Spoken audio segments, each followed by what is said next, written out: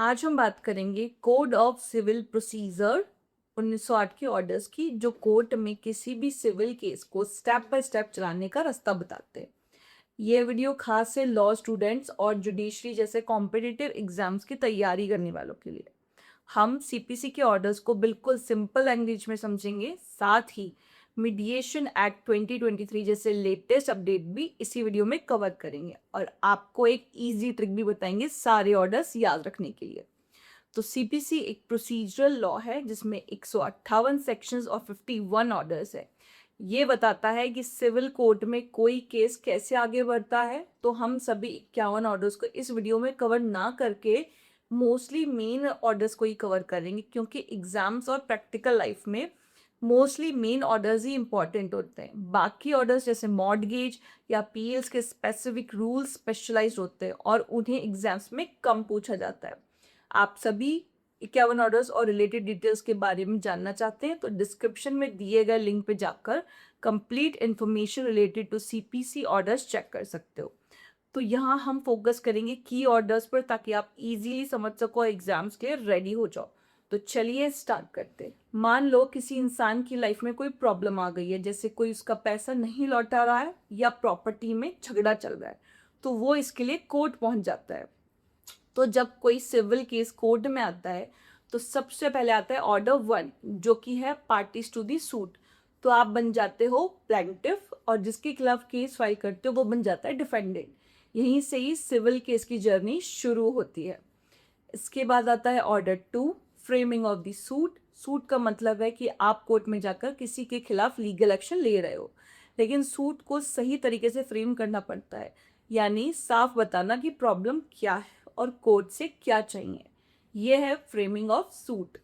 फिर आता है ऑर्डर 3, मतलब प्लीडर्स। तो आप अकेले कोर्ट में केस तो नहीं लड़ पाओगे, आपको चाहिए होगा एक वकील, यानी कि प्लीडर, जो आपकी बात कोर्ट में रखे। ऑर्डर 3 यही कहता है कि आपको आपके लिए एक वकील हायर करना होगा। ऑर्डर 4 में आता है इंस्टीट्यूशन ऑफ सूट। वकील हायर करने के बाद कोर्ट को यह बतागा कि आपकी प्रॉब्लम क्या है और इसके लिए आपका वकील प्लेंट बनाता है। प्लेंट वो डॉक्यूमेंट है जिसमें आपकी पूरी कहानी लिखी होती है, क्या हुआ, किसने क्या किया और कोर्ट से क्या चाहिए। वकील इसे कोर्ट में जमा करता है। फिर आता है ऑर्डर 5, जो कि है issue and service of summons. Plaint जमा होने के बाद डिफेंडेंट को तो पता ही नहीं है कि उसके खिलाफ केस फाइल हुआ है, तो कोर्ट उससे समन भेजता है। एक नोट समन, एक नोटिस है जो डिफेंडेंट को कहता है भाई तेरे खिलाफ केस है, कोर्ट में आ जाओ। इसके बाद ऑर्डर 6, 7, 8 में आता है प्लेंट, रिटन स्टेटमेंट और प्लीडिंग्स। अब दोनों पार्टीज को अपनी अपनी बात कोर्ट में रखनी है। प्लेंटिफ अपनी कहानी प्लेंट में बताता है और डिफेंडेंट अपनी स्टोरी डिफेंस रिटन स्टेटमेंट में।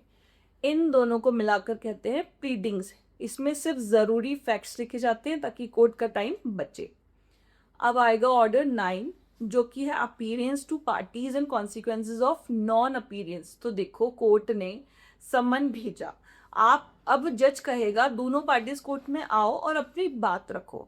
अगर कोई पार्टी नहीं आती है तो कोर्ट केस डिसमिस कर सकता है या एक्स पार्टी ऑर्डर पास कर सकता है, यानी बिना दूसरी पार्टी की बात सुने फैसला दे सकता है।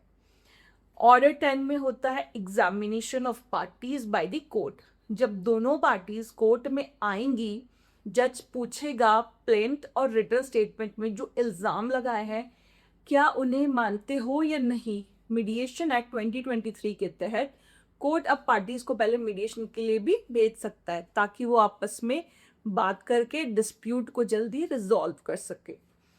ऑर्डर 11, 12, 13 में अब कोर्ट को केस को गहराई से समझना है। इसके लिए प्लेंट और रिटन स्टेटमेंट से अब काम नहीं चलेगा।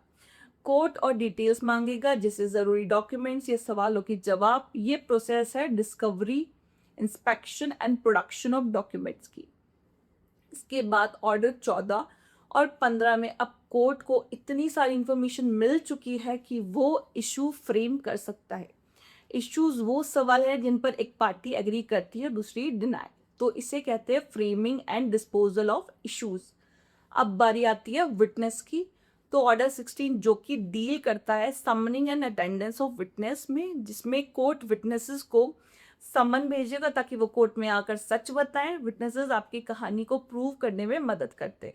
इसके बाद ऑर्डर 17 में होता है एडजर्नमेंट। अगर कोई पार्टी या विटनेस कोर्ट में नहीं आ पाता तो कोर्ट उस दिन की सुनवाई को एडजर्न कर देगा, यानी तारीख आगे बढ़ाएगा। अब शुरू होती है हियरिंग। दोनों पार्टीज और विटनेसेस कोर्ट में अपनी बात रखते हैं। विटनेसेस का एग्जामिनेशन होता है जिसमें कोर्ट सवाल पूछता है ताकि सच सामने आए, और ये सब होता है ऑर्डर 18 जो कि है hearing of the suit and examination of witnesses. Hearing के दौरान ऑर्डर 19 में पार्टीज या विटनेस एफिडेविट फाइल कर सकते हैं। एफिडेविट एक रिटन स्टेटमेंट है जो ओथ के साथ जमा होता है और फैक्ट्स को प्रूव करता है। ऑर्डर 20 डील करता है जजमेंट एंड डिक्री। सारी सुनवाई और विटनेस के बयान के बाद कोर्ट जजमेंट देता है। जजमेंट के आधार पर डिक्री बनती है जो पार्टीज के राइट्स और ड्यूटीज बताती है। इसके बाद आता है order 21 execution of decree and order. Decree pass होने के बाद उसे इम्प्लीमेंट कराना होता है। जैसे अगर कोर्ट ने कहा कि डिफेंडेंट को प्लेंटिफ को पैसा लौटाना है तो वो पैसा कैसे वसूल होगा, ये प्रोसेस है execution of decree and orders में। अब इसके बाद हम बात करेंगे 2023 में ही शामिल किए गए मीडिएशन एक्ट की, ताकि केसेस कोर्ट की कम से कम इंटरफेरेंस के भी सॉल्व हो सके और हम सबका टाइम बचे। इस एक्ट ने सीपीसी में मीडिएशन को लगभग मैंडेटरी बना दिया गया, खासकर फैमिली डिस्प्यूट्स और छोटे केसेस में। कोर्ट अब पार्टीज को मीडिएशन के लिए भेज सकता है ताकि टाइम और पैसा दोनों बचे। ये खासकर ऑर्डर 10 जो कि examination of parties, order 32A जो कि फैमिली मैटर्स जैसे डिवोर्स, चाइल्ड कस्टडी जैसे केसेस में डील करता है। तो अब वीडियो को एंड करने से पहले बात करते हैं एक सुपर इजी ट्रिक की to remember the CPC orders. अब इतने सारे ऑर्डर्स को याद रखने के लिए एक वर्ड है PSPSPHJE। P से पार्टीज, प्लीडिंग्स और प्लेंट, ऑर्डर 1, 6 एंड 7। फिर S से सूट, फ्रेमिंग और समन्स, ऑर्डर 2 एंड 5। इसके बाद P से प्लीडर, प्रोडक्शन और डॉक्यूमेंट्स, ऑर्डर 3, 12 एंड 13। फिर S से सर्विस ऑफ समन्स और settlement of issues, order 5, 14 and 15। इसके बाद P से प्लेंट और written statement, order 7 and 8। H से हियरिंग, एडजर्नमेंट और विटनेसेस, ऑर्डर 17, 18 एंड 19। J से जजमेंट और डिक्री, ऑर्डर 20। E से एग्जीक्यूशन ऑफ डिक्री, ऑर्डर 21। बस इसे दोहराओ, PSPSPHJE और हर लेटर के साथ ऑर्डर्स जोड़ लो और आप कभी नहीं भूलोगे। तो दोस्तों ये थे सीपीसी के मेन ऑर्डर्स जो एक सिविल केस को कोर्ट में स्टार्ट से एंड तक ले जाता है। मीडिएशन एक्ट 2023 ने इसे और फास्ट और सिटीजन फ्रेंडली बनाया है। अगर ये वीडियो पसंद आया तो लाइक, शेयर और सब्सक्राइब करना ना भूलें। कमेंट में बताओ कि आपको कौन सा ऑर्डर सबसे इंटरेस्टिंग लगा, और आपको कोई डाउट है तो पूछो, हम अगले वीडियो में कवर करेंगे। तब तक के लिए keep learning and keep smiling.